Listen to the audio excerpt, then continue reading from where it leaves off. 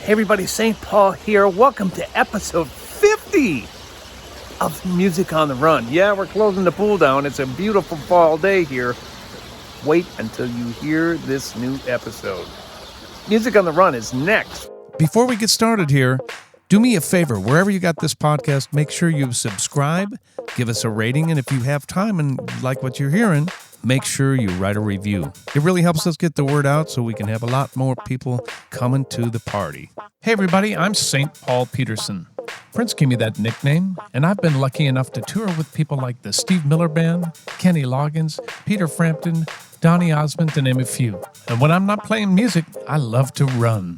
And this is a podcast about how we stay healthy on the road, physically, mentally, and with our families. Welcome to Music on the Run.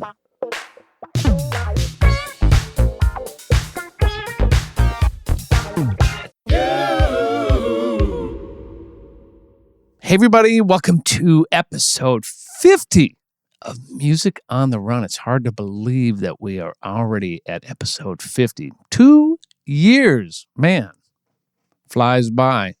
Anyways, thanks for joining us. My name is St. Paul Peterson. And before we get into this interview with a couple of old buddies of mine, let's get into the gratitude segment. I want to highlight a couple of our Music on the Run patrons. Now, if you're wondering what a patron is, they've got a little skin in the game. They're helping us produce this financially. Just go to patreon.com/Music on the Run podcast, and you can help us out anywhere between $2 and $10 a month. And right now, I want to say a big thank you to our $5 a month patrons, my running brother, Steve Schmidt, and Priscilla Hupsel. Thanks, you guys, so much for helping us put on this broadcast. We're having so much fun with it, and we couldn't do it without you. All right, well, let's move in to this interview. These two guys individually have incredible careers, but together they've been in some pretty cool bands, and I actually got to tour with them as well. Right now, they're both with an American Idol and Grammy winner. They're with Carrie Underwood. I couldn't even spit it out because, you know how I feel about Carrie. Please welcome Chad Jefferson, Scott Sheriff. Fellas! Hey. Hello! How you guys Thanks doing? for having us, Paul. Man, I'm so glad to have you both. Thanks for joining me and taking time out of your schedule. I know you guys are getting ready to go to rehearsal pretty quickly here, right? Yeah, tomorrow, as a matter of fact. Now, you're rehearsing with Carrie. You have a big show coming up, a residency. Is that correct, in Vegas? Yeah, so we started a residency in December, and it's going to be 2 weeks. And then right now we're going to go back, I think it's in March, where we do another residency, another 2 weeks there. So we're excited. This is my first time, I don't know about you, Scott, but this is my first time doing a residency in Vegas. And I've had a lot of musician friends that have done it, and they're like, it's the most incredible thing because literally you hit a button on the elevator to go to sound check, and then you go back to the room and, you just hang out the whole time. So I'm excited to do that. Scott, have you ever done a residency in Vegas before? I have not. The only residency I've ever done has been in Niagara Falls, Canada. I did several residencies at Fallsview Casino there, just on the Canada side of the falls. Right. And they've always been these pretty cool house shows, one called Cruisin' Classics, and another one called Rave On, which was the story of Buddy Holly and Big Bopper and Richie Valens. And I did another one called the Rock and Soul, where we did tunes from Memphis and Chicago and just kind of did a bunch of rhythm and Philly soul. So it was pretty cool stuff. It was always a lot of fun, and it's really gorgeous up there. But that's the only place. I've never been to Vegas for a residency. Tell me where Carrie's residency is so we can tell my fans and they'll come see you. It's at the World Resort, and it's a brand new place, World Resort. And from what I understand, it's basically, it's going to be rotating between Carrie being there, Luke Bryan, Katy Perry, and Celine Dion. So a couple of people you might have heard of. So it's going to be kind of cool. But we're not there at the same time. We're just rotating. Right. From what I'm told, it's kind of closer to the Stratosphere end of the Strip. Okay. On the side of the Bellagio. I think Resorts World it's by Hilton, so it's brand new.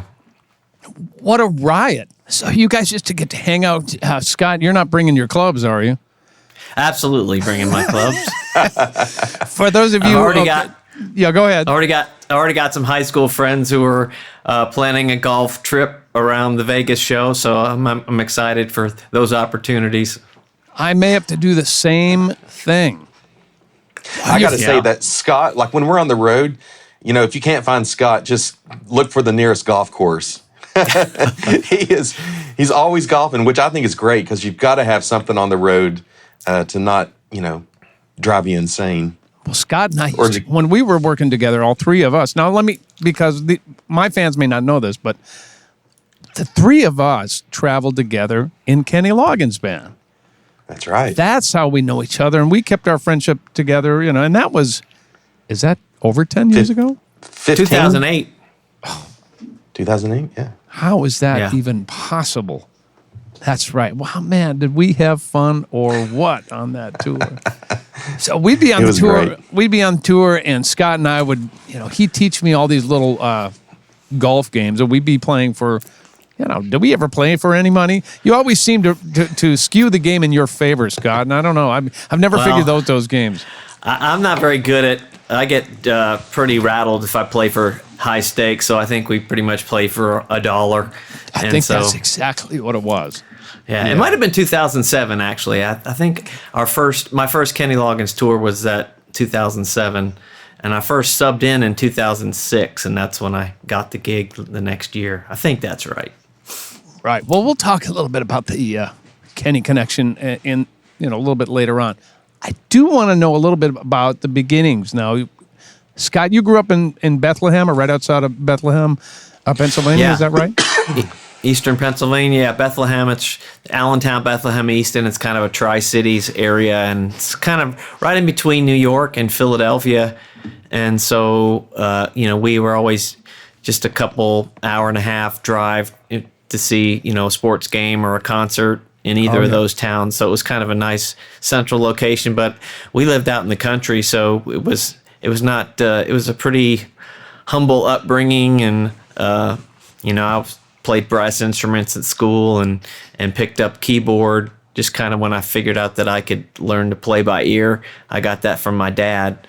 And really, so was he musical as well? Your father? Yeah, he played stand-up bass. His father had an orchestra in Bethlehem, and my dad apparently, before I was born, he was always gone New Year's Eve. That was a big money maker for the guys who doing gigs around Bethlehem, and so he played stand-up bass, and that's when he brought home a little extra cash, and so they could have a nice New Year's Eve, and so I got that from him. And my mom was also a music teacher and a music educator, and she plays the church organ and the piano, and so she's more legit, can sight read music really well, and so I have some of those sensibilities too from her. But when I figured out you could still be cool and play piano in the advent of MTV, I was like, maybe I ought to get a synthesizer and join a band. And so that's how kind of everything started for me. You did now. You also you didn't originally go to college for music, is that right?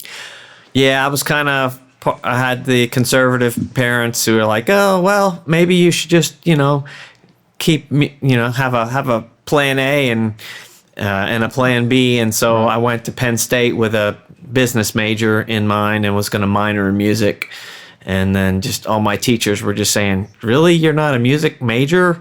I guess because I was excelling or whatever. But so then I had a choir director kind of steer me towards Berklee at that point. He said, you're not going to get what you're looking for here at Penn State. We're more of a music ed type place, band directors and choir directors, that kind of thing.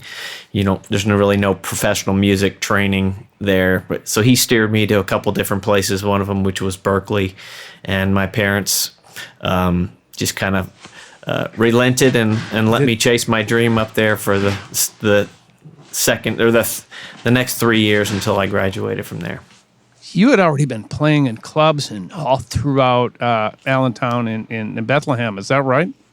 Well, we had a little garage band. We played in some under 21 clubs, but I wasn't old enough to really play the big bar scene. You know, I could go out with a parent and maybe go watch I had a choir director in high school, also played in a top 40 band, so it was fun to go out and watch him do his thing on the side on the weekends.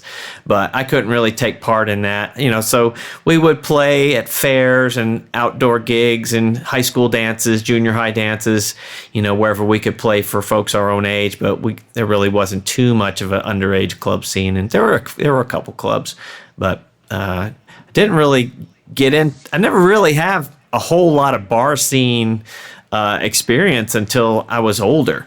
I went all through Berkeley and never played any clubs in Boston. I just did shows within the school walls, and I did hook up with a top 40 band. But man, we maybe did 2 or 3 gigs before they kind of split up and went their own separate ways, and it was too hard to get around, too hard to move my gear, and I just never hooked up with people who wanted to do any major gigging. And I don't know that I had a ton of extra time for it, because I was trying to compress 4 years of college into my last 3 years at Berkeley. So I was working pretty hard, right. And they have you got to do a lot of studio time and book that and stay on top of that. And it's hard getting around. It's expensive having a car and parking a car. It's just, it just never really happened for me club wise in Berkeley. So I just kind of finished school and then moved to Nashville, and then I became a studio rat in the beginning until I started doing live gigs, and that's kind of when it started to take off. The big question is, did you become a Red Sox fan?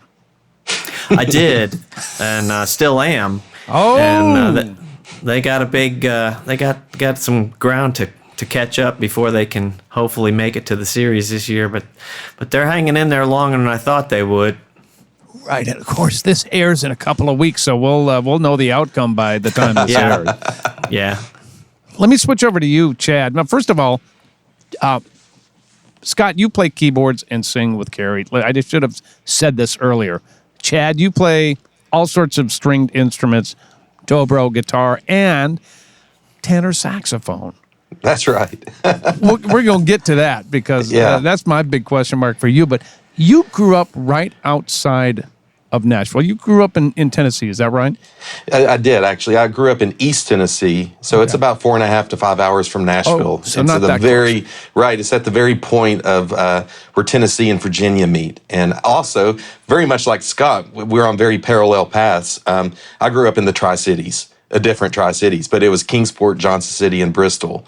I grew up in Kingsport, but my dad was also a musician, and he was a singer-songwriter and entertainer. So he would do a lot of conferences and banquets and different things like that around the area in the East Tennessee area. And then my mom was a piano player for church, so she's more of reading the music. My dad was more of by ear. My mom was more by the music. So and we.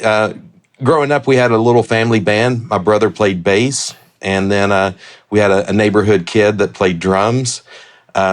Cool fact, all 3 of us are professional musicians. My brother plays bass for Joe Nichols, country artist. And then the drummer, Matt Mahaffey, he does all kinds of things. He's produced Pink. He did some things on the Shrek album. His latest claim to fame is doing all the music for Teenage Mutant Ninja Turtles for Nickelodeon. And then also what a lot of people know him by is Expedia.com. That's him. I wish I would have wrote that one. And so, yeah. Can you imagine the checks going to the mailbox for that one? Can you say direct deposit? I'm sorry, what was that? I said, can you say direct deposit? Oh, I know. Unbelievable. But anyway, so once my dad and mom as well, but once they saw that we were musically inclined and we really liked it, they very much were nurturing to that. And so we were in chorus, we were in band where I played saxophone and then also snare drum during marching season. And And we would play as a band. We would play Dollywood, Opryland, Tweetsie Railroad, like a little amusement park, any kind of city function, anywhere where they'd have us, we'd play. And when it came time for college, my mom's thinking more practical terms. She's like, well, you guys got to go to school, got to go to college. Mm-hmm. Then my dad was saying, well, if you've got to go to school, go where the music is. So for us being more country driven, it's like, go to Nashville.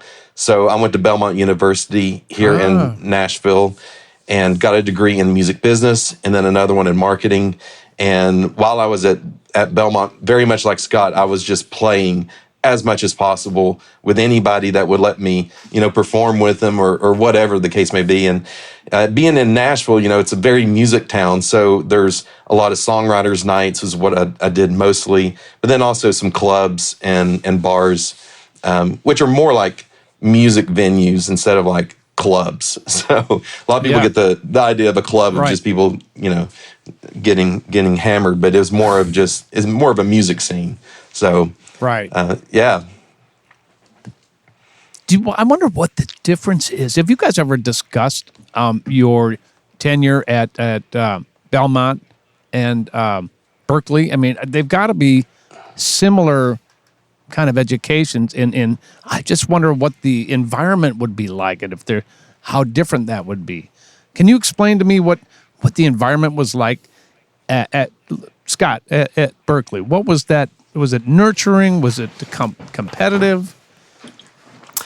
Berkeley was interesting. I think you get out of it what you put into it. We saw a lot of people who would come in there their freshman year expecting to be transformed into rock stars, and then when they kind of would see the work it took, and they would kind of see what they were up against, because I guess a lot of folks come out of the small pond, into the big city, and then they're put in there with, people who are in the upper percentile of musicians, and they kind of see what the competition is really in the world, not just in their small town.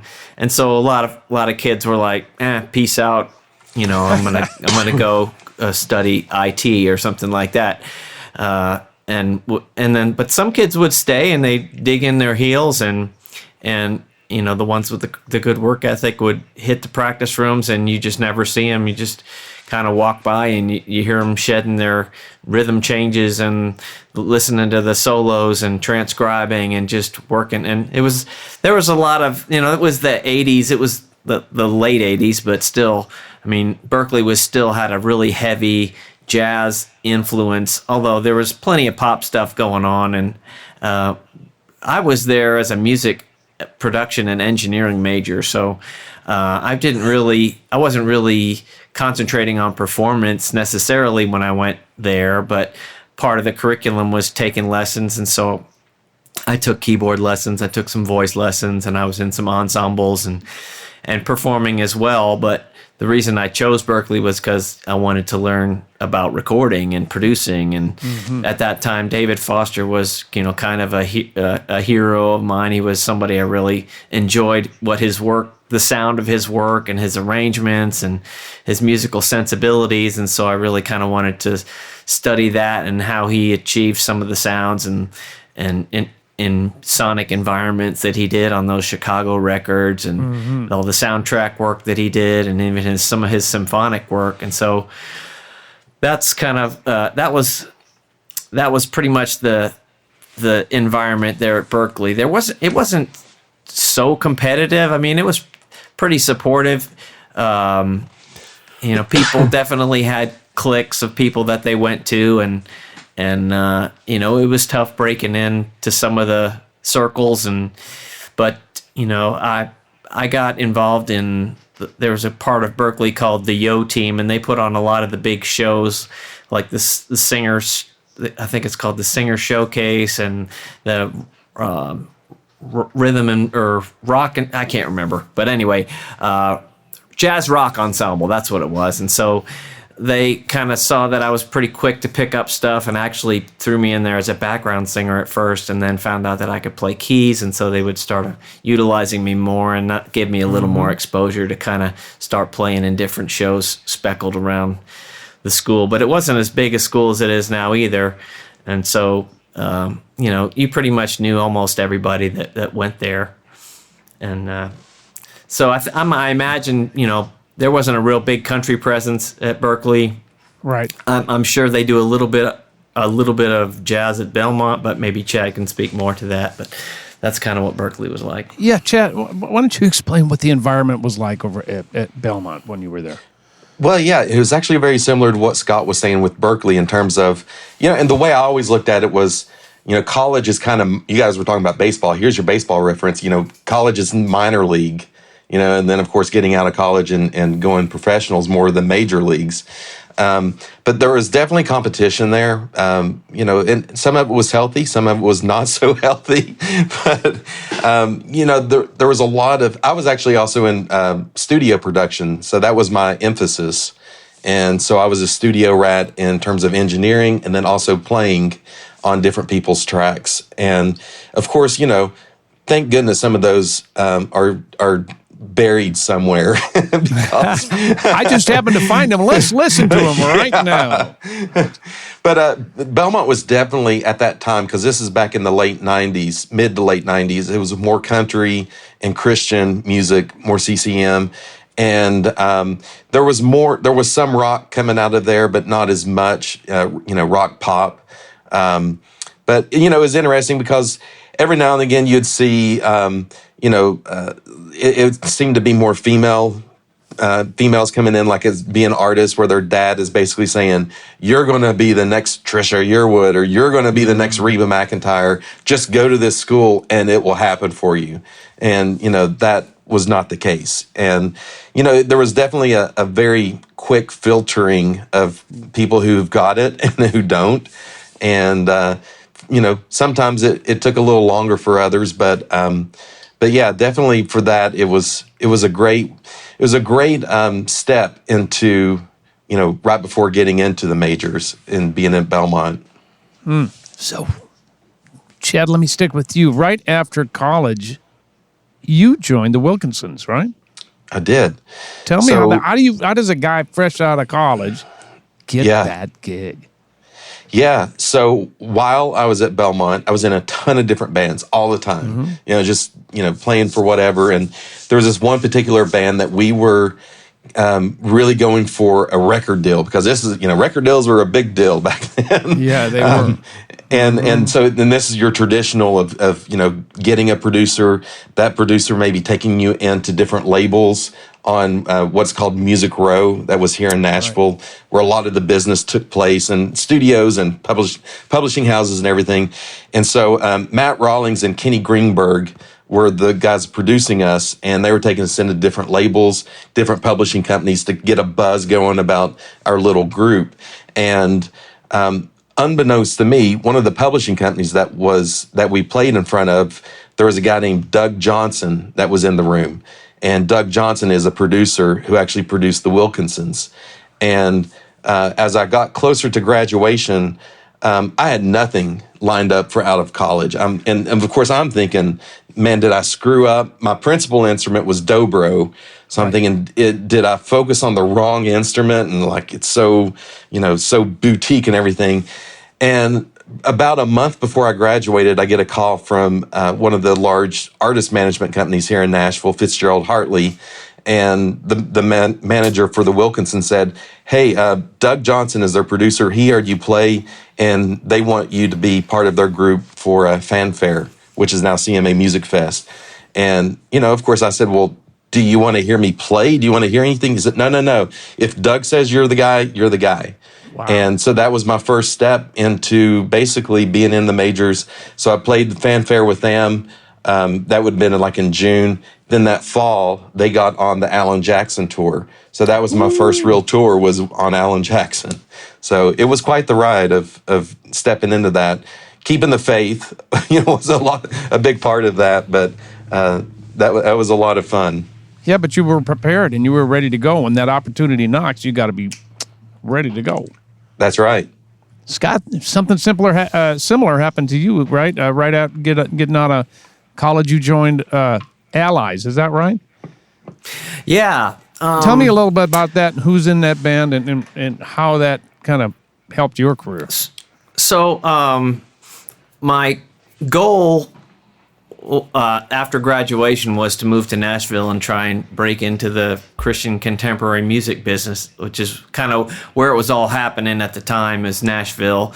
And I had a lot of friends that I graduated with who had already moved down and were doing some pretty heavy-duty engineering over at what was then Digital Recorders. There were a lot of Christian records being made over there, and they had a lot of connections, kind of kicked some doors open for me before I got here. And I waited tables for a while, and then I purchased some recording gear and started doing some demos and working with a local singer-songwriter.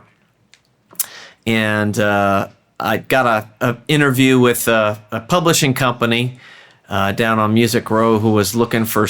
They didn't have any in-house studio, so they were kind of looking for an all-in-one guy who could... They didn't want to purchase gear. They would love to find somebody who had gear and could engineer and could cut their demos. So that I fit that bill, and I brought along... They didn't really need the production side of it, but I had a lot of keyboard gear, so I brought that in with me. And once I started engineering for them, they found out I could also produce and arrange. And, back then, just about every track demo that was coming out was programmed because nobody could afford live players. And so if you wanted it to sound somewhat pro, they sequenced it. And so I got real handy with my Roland MC500 and started making tracks for them. And that kind of got the word around a little bit. I started working with some good singer-songwriters. And a friend of mine... Nashville, it's so much who you know and making connections and networking. A friend of mine that went to our church was doing some studio wiring for these guys that had just moved from California into Nashville because it was so much cheaper. And they were Christian artists, and they were tired of doing everything from California. And they had just written this big hit for Dolly Parton called Why'd You Come In Here Looking Like That? And so these two guys weren't country writers per se, but they were able to pitch that song to Dolly, and it was a pretty big hit. So that was kind of their ticket to move to Nashville and try their hand at writing country songs as well as keeping their Christian band together. This band was Allies, and the two guys that ran Allies were Randy Thomas, who was the guitar player, and he's in another band called Sweet Comfort Band with a singer named Brian Duncan and some other guys. But the lead singer of Allies was Bob Carlyle, who would later go on to record Butterfly Kisses. Sure. And kind of do a solo thing. He had a pretty huge smash hit with that. So they were kind of the owners of the band, and it was a 5-piece, but the other 3 guys were kind of just guns for hire. They were on the record, the pictures and everything, but Bob and Randy pretty much owned the band, and the other guys were in the band as long as they wanted to be in, but nobody else wanted to move to Nashville. So they left California and were looking for new hired guns in Nashville. And so this friend of mine who had wired Randy's studio said, "Hey, you ought to check out this young kid, Scott Sheriff. He's a good keyboard player if you're looking. I know he can sing too." So Randy gave me a couple songs to learn. He came over to the studio and we played through them. And he's like, "Man, that sounds great. If you can start right now, we got some gigs lined up." And so that was they were a signed band. They had put out 4 or 5 records. They were, pretty big as far as Christian acts go. They weren't Butterfly Kisses big, but in the CCM world, everybody knew who Allies was because Bob Carlyle's voice is just unmistakable, and everybody was just nuts over it because he's such an amazing singer and a great. He's also a fantastic guitar player and songwriter. So. They were well known and critically acclaimed, and so that was kind of my foot in the door. I'm playing for an established band. They got a record deal, and they had just finished putting out a record, so we were touring that record called The River, and there were plans to cut their next record, which was Man with a Mission, and we were going to get to play on that record since it was going to be cut in Nashville, and we were now the new band. So the bass player at that time was Mark Hill. He's gone on to be one of the most in-demand session players in Nashville. and the drummer was Brian Fullen. So we were the three Nashville hired guns in Allies. And that kind of got my foot in the door. And I had another friend from college, from Berkeley, who was working with Stephen Curtis Chapman at the time. And he was a keyboard player, but he was also his road manager. His wife was in the band as well. She played keyboards, and they both sang. But he was looking to kind of stay home and start a family, and so he kind of let me know that he was on the outs, and Stephen would be looking for a keyboard player. And Stephen was really cresting with his career. I mean, he broke out of Belmont, and he just had guns a-blazing, and he was a great songwriter. He was winning Dove Award after Dove Award, and his record sales were just climbing. And so when Bob left, Bob Sauer left, he threw in a good word for me, and I called his management and said, "Hey, I play with Allies. I'd love to audition for Stephen if he's looking for a new keyboard player." And so one thing led to another. I did the audition and ended up with that gig, and was on that for a good while. Whoa, man, what a journey that is. Now, yeah, Chad, you were out with the Wilkinsons for a couple of years. You came home to work on your own band. Tell me a little bit about Pin Monkey. Yeah, Pin Monkey. Pin Monkey. We're going to take a little break from the interview right now because I want to tell you about a couple of really cool things. First of all, we're having so much fun with our weekly 1-minute funk jams called Funk Friday. We've had so many world-class musicians on Funk Friday, including members of the Steve Miller Band, Fleetwood Mac, Daryl Hall and John Oates, Earth, Wind & Fire, just to name a few. You can check that out on all of our social media, but you can also see it on our YouTube channel. I also want to take this opportunity to thank all of our members who have supported us on Patreon. Don't know what Patreon is? Go to www.patreon.com/Music on the Run podcast, and there you'll get all sorts of information on how you can financially help us produce this podcast. There are all kinds of incentives listed there on the website, and there are many different levels on how you can become involved. We could not put on this podcast without our patrons. All right, let's get back to the interview. Yeah, Pin Monkey. Pin Monkey. So I met the lead singer back when I was at Belmont, and he had already graduated, but I met him through a friend of a friend. And then he and I did a lot of these songwriters nights around Nashville while I was still at Belmont. That's what I was talking about earlier. And so then I went out and, was performing with the Wilkinsons, and then we kept doing Pin Monkey. We kept, or actually it wasn't Pin Monkey at the time, it was just the two of us. Eventually we needed a bass player. We tried a bunch of different bass players, and I said, well, how about my brother? And of course, the lead singer was like, why didn't you say that in the first place? And I'm like, well, I didn't want to be that guy, Hey, I got a brother, So my brother joined, and then we found a drummer, and we didn't want to pay him. So we just said, well, just become a member of the band and we won't have to pay you. So it was a 4-piece. Smart business. Yeah, right. And so the drummer was actually out with Poco and Pure Prairie League and a couple of different artists. And so we, whenever he and I were both in town, the four of us would get together and be playing, because the other two guys just had day jobs. But we'd, record and do all kinds of stuff, play out as much as possible. And then sure enough, we get a call from RCA, and they wanted us to sign us. And so we were with RCA for a couple of years, and we that band and all, we did one independent album, then we did the RCA album, which is the big budget one, and then we did another independent one after that. And it was a great time. And it was toward the end of that is when I'd actually been doing a lot of writing during the Pin Monkey years, and one of the guys I wrote with was a guy named Wayne Kirkpatrick. And Wayne and I would get together at his studio. He and I would just, write a couple of songs and just do guitar vocals, and then I'd play dobro. And so it'd just be kind of a, more of a work tape, but still kind of a demo. But then he was also producing Little Big Town at the time. So then he would, things that we were writing, he would upgrade. So then he'd bring in, Chris McHugh, Mark Childers, you know, and then Little Big Time would sing on it for maybe something that Little Big Time would want, but maybe something Pin Monkey would want, or something we could just get cut somewhere else. Right. And it was through those work tapes, demos, whatever you want to call it, that Chris McHugh heard me.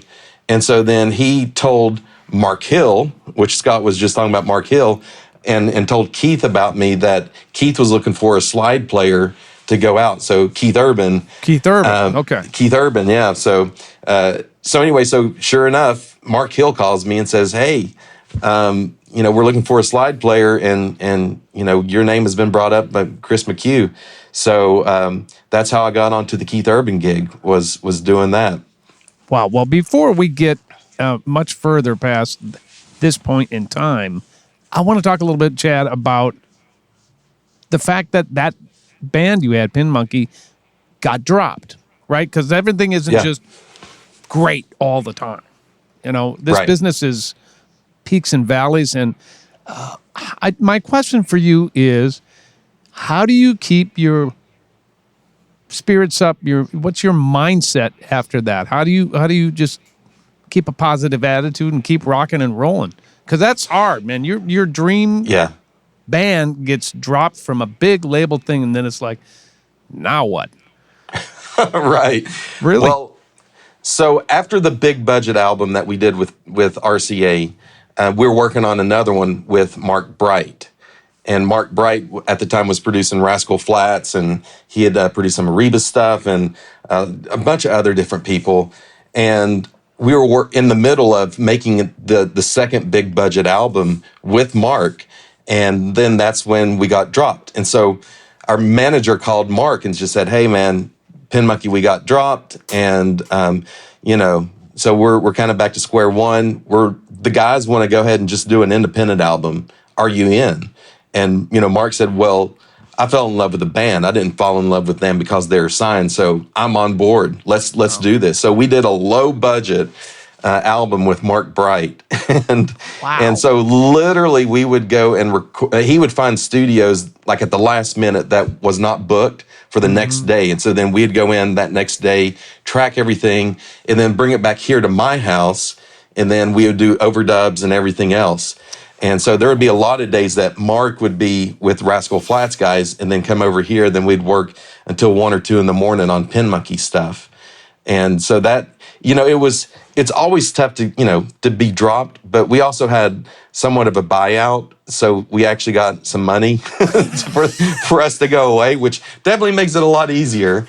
But, you know, I think with that coupled with us making another album with the same producer that we were making, you know, the big budget album with, and Mark is just an amazing guy, really helped a lot. And so, yeah, it was great. And then, of course, Mark Bright comes back into my career scene a couple of years later whenever I get my gig with Carrie Underwood, who he also produces. Wow. Scott, tell me. All of this is all of this is interwoven. So whenever someone says, "How did you get this gig?" There's not like one thing I can say. Well, I just did this and it worked. It's all the small things added up that compounds, and you never know where that next relationship or that next, that next person that you meet, how that might change your whole career. Right. So show up 100% all the time. Right. Yeah, you've got to.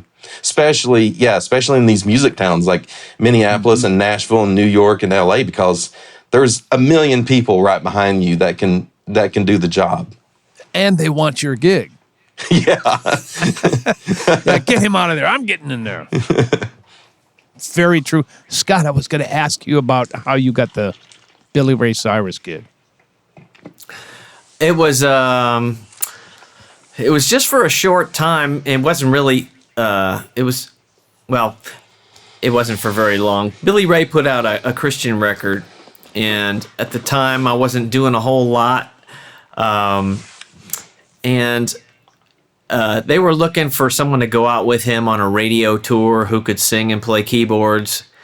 And at the time, one of the guitar players I played with Stephen Curtis Chapman, had a brother who was the A&R person for Billy Ray over, I think, Word Records was where he ended up signing as a Christian artist.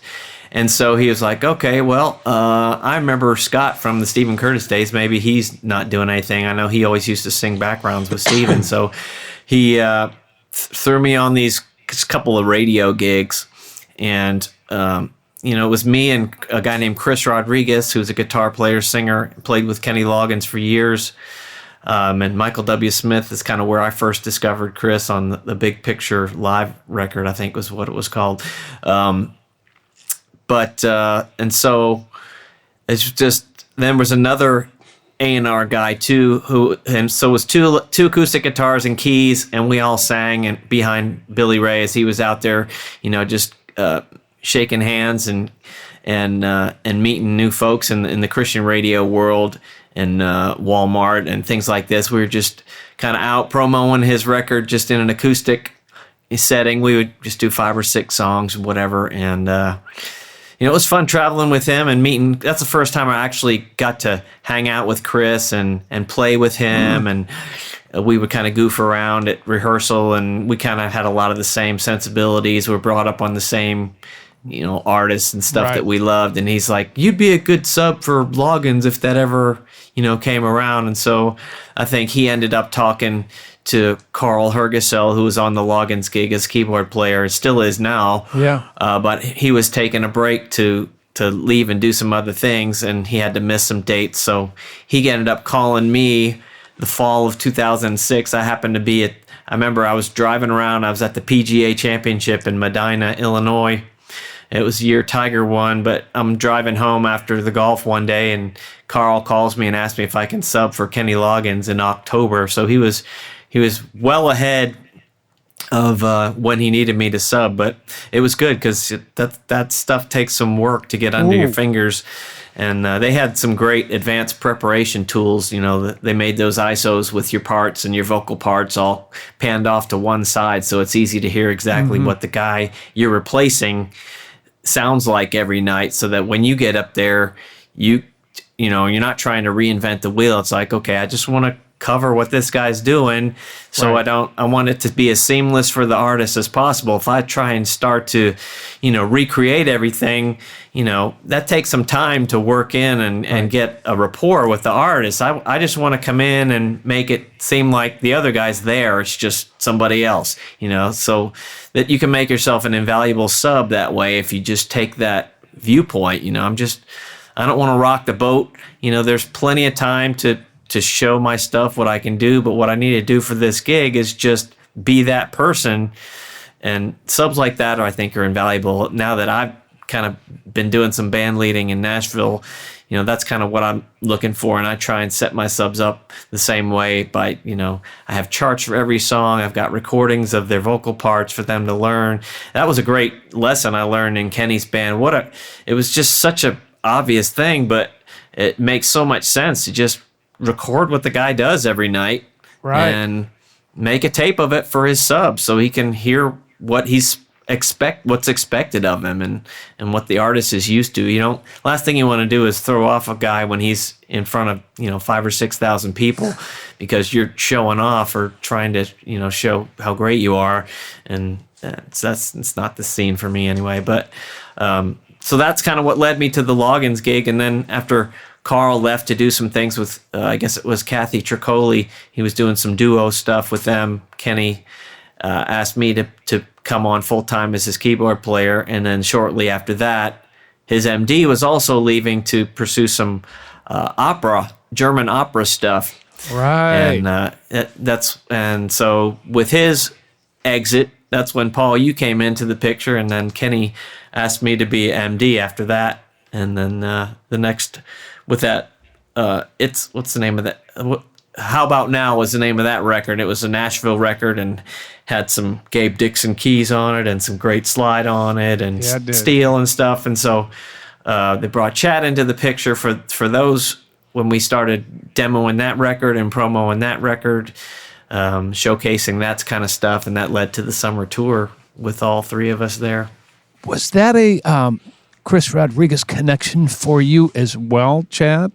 It was, yeah. So I get a phone call literally on a landline here at the house, and it's this guy, and I see it's a California number, And there was a good friend of mine who's also from California, and he and I play tricks on each other all the time when we don't answer the phone. So I see this call, and I'm thinking, this is my buddy Danny. That's Danny. So I answer the phone, and whenever I answer the phone, you could kind of hear someone kind of shuffling and like, oh yeah, wait, okay, wait, yeah, is Chad there? I'm like, yeah, this is Chad. He goes, hey, this is Kenny Loggins. And I'm like, Danny, what's going on? He goes, no, it's Kenny Loggins. And then, when he said it about the second or third time, I could hear the timbre in his voice. And I'm like, oh my God, it's Kenny Loggins. It really is Kenny Loggins. And so he just said, I did this Nashville album, as Scott was saying, and there's a lot of slide stuff on it. And, I was asking, my longtime friend and bandmate, Chris Rodriguez, and he says, you're the guy. So can you be in LA, in a couple of weeks, or I guess about a month or so, and know everything and be ready to go. And I said, sure, why not? And so, and of course I said, hey, well, do you want me to send something of what I play and kind of what I sound like? And he goes, no, that's all right. Raj says you're the guy, so you're the guy. I mean, so, I'm the only one who had to audition for that gig. I actually had to audition for that gig. What's funny is that any gig I've ever gotten, I never auditioned for. I hate auditioning. Auditioning is I do too. horrible. I think that is a waste of time. It's so bad. Line up 1,000 guys and just see what happens. That was crazy. But I got to tell you, man, that when we first started doing rehearsals there, I think it might have been Burbank or somewhere. I just remember, man, it was a pressure cooker for me because you guys were all kind of set up in a U shape. And of course, for those listening, Kenny has normally like a bullpen of players. So, he might have 2 or 3 drummers, a couple of guitar players because, he mix and matches, when people are busy out with other artists. And so he had you guys all in a horseshoe. Then I'm right in the middle with him looking right at me. And I was just, and I heard from a lot of you guys that his ears are amazing. He hears everything musically. And I was just sweating bullets when we started doing those songs because I knew that he knew every part that I was going to play. And so kind of like what Scott was saying, I learned those parts note for note, and I'm not trying to rock the boat, and I'm not trying to show him my coolest little flashy lick that I just learned on guitar. My job is to service, be of service to the artist and to know the music that they sent me and just rock it from there.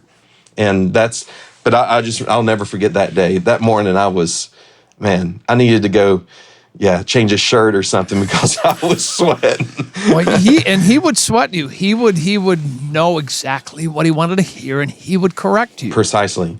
Which, that's the kind of Scott artist was talking he is. about. Yeah, and Scott was talking about, learning by ear, and that's how I learned. And, so that's, and of course I was the new guy in the band.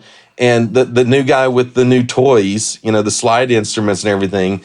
So, during sound check, he'd come over to me and say, hey, can you play this? And da-da-da-da-da. He'd sing it to me. Then I would just try to play back what he just sang. And I just remember some of those sound checks that we did. And, we do all these different versions of I'm All Right. And so when showtime comes around, I'm thinking, what version are we doing? There's a lot of bright eyes looking at each other on stage. So that was a lot of fun. Boy, I'll never forget that time with you guys. I mean, that bonded us forever. That tour, we'll be friends for all times because of that. Yeah. Pretty darn cool. Just because I want to be good to you guys, I want to jump ahead. We did the Loggins thing. That kind of disappeared. Now, in between time, Chad, did you have another gig that you went to right away out of Kenny? Did you go right to Carrie? I did, yeah. But you did not, right, Scott? You had a little time off in between there, right? Yes, I had some time off, and well, I want to ask you about that time off because time off sometimes is scary. Yeah. And, did you think you would be rocking and rolling and getting on another major tour, or did it ever cross your mind that you wouldn't? It definitely did cross my mind that that I was content with doing the the local thing because I had started developing these cover bands in Nashville. We started with I joined Kenny's band in 2007, but even 3 years before that, we had started a Steely Dan tribute here in Nashville, and that was going really well. And we were, just about selling out the Third and Lindsley Club just about every time we played, and we started to mix in some Chicago, and we formed a Chicago tribute as well. And so I was starting to get I kind of was like, if nobody else wants me to work for them, I'm going to start creating things of my own and maybe kind of be my own boss and try and develop some niche things here in town that no one else was doing. And so that was working out okay, and just kind of had a lot of different irons in the fire. I do a lot of Sibelius music notation work and still do. At the time, when I started getting involved with Kenny and he started working with David Foster, David Foster's music director came to me to see if I had any of charts of Kenny's music that they could build off of for their shows when Kenny would come in and sing. And I showed him my work, and he liked my work, and you want to come work for us when we do shows. So he would start farming the David Foster band work, part of the notation work, out to me, and it was kind of a bullpen, so to speak. There was 3 or 4 of us, I think, that were working on all those shows because there were just so many songs. It would be pretty overwhelming to ship all that to one person, but the music director liked what we did, and so he would continue to, and I'd end up doing all these songs I loved, like Earth, Wind and Fire and Celine Dion, and then Bocelli would come in, and he would do I'd be doing all this incredible music, and I even did a couple Carrie songs once I started playing with her because he came to me for the same thing. She did a fight night for him down in Phoenix. But anyway, so I had that time in between. And I'd even thought maybe about going back to school and learning to be a web designer because things weren't happening really after the Kenny thing shut down. And but eventually, they started to pick up, and then I got the call out of the blue from Carrie's music director, who had known me from the CCM days. We had kind of worked our way up through the ranks, playing with different artists, never playing with each other, but we had enough people that we cross-pollinated with that we knew of each other and were familiar enough. We had one common friend. He's a guitar player here in town, and he's not here in town anymore, but his name was David Cleveland. He moved to Virginia, but still does a ton of work here. But he was huge in the session world. But he came up in a band that Mark came up in called Truth, and then David went on to play with Stephen Curtis Chapman. So we would do some Super Bowl parties, yada, yada, and I got to know Mark and his brother Mike Childers. And so when Carrie's keyboard player decided to kind of stay home and do some other things, he knew that I could sing and play, and so they wanted to have a keyboard player that could do both. And so he gave me a call and asked if I wanted to come and audition. So I went and sang for them. He said, I don't need to see you play, but I would love to hear you sing, and the management folks kind of want to hear how your voice blends with Carrie and so on and so forth. And so that's kind of how I got my shot and got in the Carrie camp. So that wasn't a call from Chad. That wasn't Chad going, I know the guy over here. But I bet you were going, yes, please, come on. No, but when I heard it, I thought, this is awesome. This is so great. So, how many years have you guys been playing with Carrie? You've been with her a little bit longer, right, Chad? I think around 14 years. Is that right? Is that right? Yeah. So, right after the Kenny, so. Golly. What about you, Scott? Yeah, I've only been 6 years since 2015. 6.5. What's the best thing about the Carrie gig? I'll start with you, Scott. The best thing for me is their management from the top down has really chosen well when they make their hires. It seems like everybody in her organization is really at the top of their game with what they do, from the tour manager, merchandise, the monitor people, the tech people. Just I'm able to show up at a festival without a sound check and put in my ear monitors, and it's exactly how I want it. And he just knows. They hire people who have sensibilities and just know what they're doing, and they're always at the top of their game, and it just makes our life so much easier to just be able to, show up and do what we do and not have to worry about doing something else, What about you, Chad? Yeah, I mean, definitely the professionalism is a big part for me because, you know exactly what your role is, and there's no guessing. I've been in certain situations where, some people are buddy with the artist, and you're trying to figure out what do I need to do? Do I need to hang out with the artist or do my actual what they're hiring me to do? And with Carrie, it's like exactly what your role is, and I think when you have that space and those boundaries with that space, you can go to the edge of the boundaries and you can really be yourself and do your job at a high level. It goes without saying. I mean, it's awesome to have Carrie's vocals in my ears on a nightly basis, and just to hear a world-class singer and along with a world-class band. I mean, just to have everyone, like Scott was saying, everyone's at the top of their game, and to have all of that with that magic happening.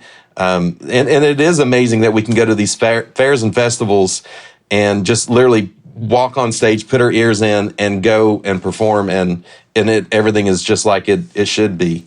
It really is amazing. And you're playing tenor saxophone. I about fell out of my chair when I saw that. So Tell the me story about with that. Yeah, I want to hear it. So the story with that is, I played in high school. I played saxophone in the concert season, but I marched snare in marching season. So anyway, and I was going for scholarships right out of high school, and I actually got a couple of full rides. But then I decided I wanted to go to Belmont because of the music business program that they had. So pretty much, I shelved the saxophone. Literally, just it's like it's still in my studio here, the one that I had, and has not been out of the case. And then whenever we started the Cry Pretty tour, starting production rehearsals and of course management and their music director getting different ideas together, our music director sent out a text saying, "Hey, I know this is a long shot, but does anybody in the band play saxophone?" And of course, I'm thinking, okay, do I raise my hand or do I just kind of, like, nah? And my good buddy Scott Sheriff, not to mention any names, said, "Hey, I think Chad played once." So, did you call him out? I don't remember that. I don't know. I guess maybe I did. Oh, gosh. Because when I saw that, I'm like, ugh. Okay, yeah. And I told our music director, I said, "Well, I sort of play." And he said, "Well, how can you sort of?" I'm like, "Well, I haven't played in 20 years or 25 years. Mm-hmm. And I was able to go. One thing great about Nashville is there's a lot of music manufacturers here that make instruments and everything. I found someone that made saxophones, and they hooked me up. And it was kind of like riding a bicycle that came back. Some nights better than others, but it's putting it all out there. And once again, I'm just trying to be of service to the artists that I work for, and it's fun. Congratulations to both you guys on on a great gig and great careers that you guys have. It's just, for me, sitting back, and because I know you guys, to be able to see my brothers on all the award shows, all the late night talk shows, and I'm like, there he is. Julie and I are sitting here going, yeah, so we're so happy for you and proud of you and all that. It's just fantastic to watch. I do have a question for you, Chad. Now, you also have another side of things. When you're not on the road, tell folks what you're doing when you're not on tour. So I do luxury real estate here in the Nashville area, and I work for a company called Compass, and they have a sports and entertainment division. So we primarily work with artists, musicians, managers, songwriters, and also sports figures as well. And a lot of people, they're like, I don't get it. Real estate, music. And so growing up, as I said earlier, my dad was a singer-songwriter and my mom was a realtor. So both of those careers have been in my blood from the get-go. And it just a couple of years ago, I figured, hey, it's time to get into the real estate game because the market here in Nashville is amazing. And so Good timing, I'm like, brother. hey, why not just jump in? And it's great because it kind of scratches the itch of kind of how I feel on stage a lot of times, just that dopamine rush of entertaining people or being of service. And I'm loving it. It's really fun. And you're a new papa. And I'm a new papa. Yeah. Congratulations, brother. Thank you. Little Carter Ryman was was born on August 3rd. And he's just a little bundle of joy to us. Good for you guys. Congratulations. Not getting a lot of sleep, but we're good. Scott, when you're not on the road, you're still doing your Steely Dan stuff and all your gigs, right? And your production stuff. Yeah, we're still keeping the bands going. I'm in an Eagles tribute band called the Eagle Maniacs. That's not one of my bands per se, but they're really going like gangbusters. That band has an incredible following, and so it's not hard to rub two sticks together and find an Eagles fan. They're everywhere, and so they like what we do, and we get quite a few bookings with that band. And we have one band that's in transition. It was called Live from Ventura Boulevard, and we kind of put on the 70s clothes and we perform with the same guys and we call it Yachts Landing. And so we're trying to get in on the whole yacht rock movement that those videos have spurred on, and there's a huge band in Atlanta that's just really running gangbusters doing that stuff. And so they've been kind enough to let us in on their little niche market and help us out. So we hopefully can get that thing up and rolling when I'm not on the road.